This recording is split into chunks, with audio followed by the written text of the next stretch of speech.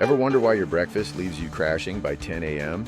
In today's episode, we bust the myth of healthy cereals, share smart swaps like eggs or nut butter, and reveal a simple 10-minute trick to balance your blood sugar without overhauling your routine. Stick around to transform your mornings.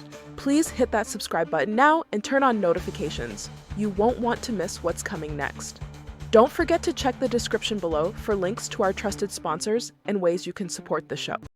What if everything we've been told about breakfast is completely wrong? Today, we're exploring how the most important meal of the day might actually be sabotaging our health and the science behind blood sugar that's changing how we think about our morning routine. You know what's fascinating about this? The whole concept of breakfast cereals and sugary morning foods is really just a marketing invention from the last century. Exactly right. Let's take oats, for example, a breakfast staple worldwide. When you look at the science, they're essentially just long chains of glucose molecules waiting to spike your blood sugar. So that explains why so many people feel that mid-morning crash after their bowl of oatmeal. But there are ways to make it better, right? Well, here's where it gets interesting. You can either dress up your oats with what nutritionists call their clothes, things like protein powder, nut butter, or even a soft-boiled egg. Or you can completely revolutionize your breakfast approach. A soft-boiled egg in oatmeal? That's definitely not something most people would think of. Right. And that's just the beginning. You know what's really fascinating? In many cultures, the concept of special breakfast foods didn't even exist until relatively recently. That's so true. I remember hearing about how in many parts of the world, breakfast isn't a separate food category at all. It's just a nourishing, balanced meal like any other, often with vegetables and protein included right from the start. And what's particularly interesting is how that traditional approach changed when companies like Kellogg's started their aggressive marketing campaigns globally. They essentially convinced entire cultures to abandon their traditional breakfast foods. You know, what's really striking about that? Those traditional breakfasts were actually much better for maintaining stable blood sugar levels throughout the day. Let's talk about something that's become incredibly popular lately. Plant-based milks. The impact they have on blood sugar might surprise a lot of our listeners. Oh, this is crucial information. Take oat milk, for instance. When you look at glucose monitor readings, the spike from an oat milk latte versus a regular dairy latte is dramatically different. And that's because oat milk is essentially liquid starch, right? But here's what's interesting.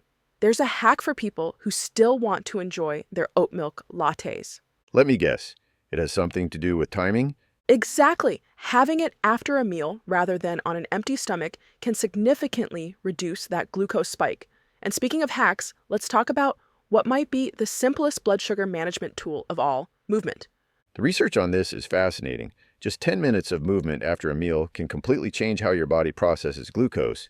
And here's where it gets really interesting. The type of movement matters. There's this specific muscle in your calf, the soleus muscle, that's particularly effective at soaking up glucose from your bloodstream. That's why those simple calf raises at your desk can be so effective, right?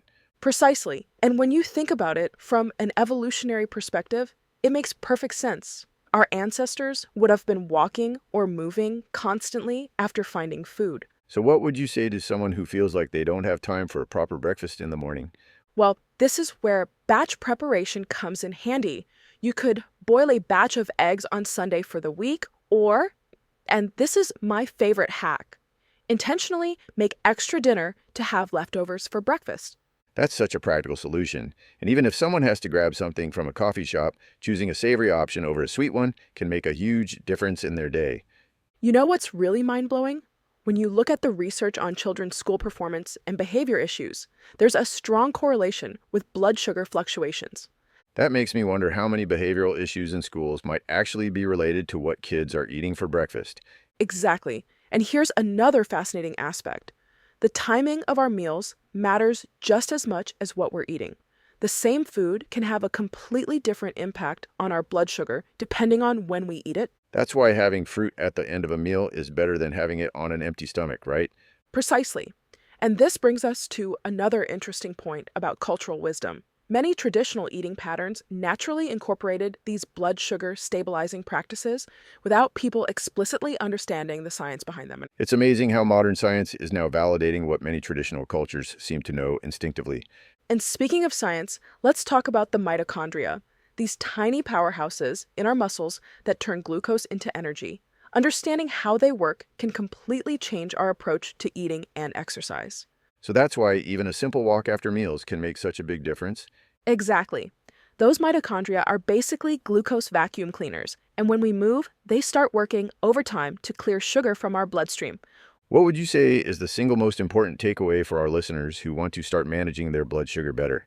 I'd say it's understanding that you don't have to make dramatic changes all at once. Start with one small change. Maybe adding protein to your breakfast or taking a short walk after meals. These small adjustments can lead to significant improvements in energy, mood, and overall health. That's so important. Making it manageable and sustainable rather than trying to overhaul everything at once. And remember, everyone's body responds differently. What works perfectly for one person might not work as well for another. The key is to pay attention to how your body feels and adjust accordingly. This has been such an eye-opening discussion about something that affects literally everyone who eats food.